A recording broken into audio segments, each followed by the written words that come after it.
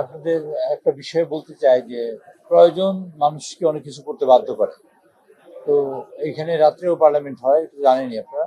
শুক্রবার দিন এই প্রথম পার্লামেন্ট বসেছে, কারণ আমাদের একটা বাধ্যবাধকতা ছিল যে আমাদের আজকের দিনের মধ্যে আমাদের সকল অধ্যাদেশগুলো পাশ করতে হবে, যতগুলো আমরা পাশ করাতে চাই। তাই সেই অধ্যাদেশগুলো ইনশাআল্লাহ আজকে রাতের মধ্যে আমরা পাশ করাতে পারবো। আমাদের এখন 15টা অধ্যাদেশ বাকি আছে, সেটা আমরা সেকেন্ড হাফে করতে পারবো। আর বাকি সকল অধ্যাদেশ মোটামুটি পাস হয়ে গেছে।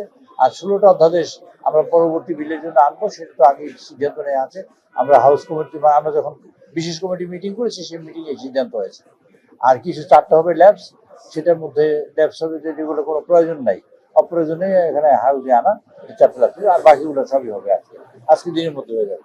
আচ্ছা, মোট 133টা, 33টার মধ্যে 117টা পাস হয়ে যাবে আজকে, সবই শেষ হবে, 117টাই পাস। বিলের মধ্যে এটা বিষয়টা আবার বলি, একটা বিলে ধরেন 3টা 4টা অধ্যাদেশ আছে, কাজেই সেরকম দেখা গেল বিলের সংখ্যা কম কিন্তু অধ্যাদেশের সংখ্যা বেশি। অধ্যাদেশ 117টাই পাস হবে আজকের সন্ধ্যা রাতের সেশনের মধ্যে। ওরা ওর সমমানা জোট যারা আছে তারা তো জোট, আমরা সবাই একত্র হবো। আর আর স্বতন্ত্র যারা আছেন তারাও লিখিতভাবে সমর্থন জানিয়েছেন আমাদের।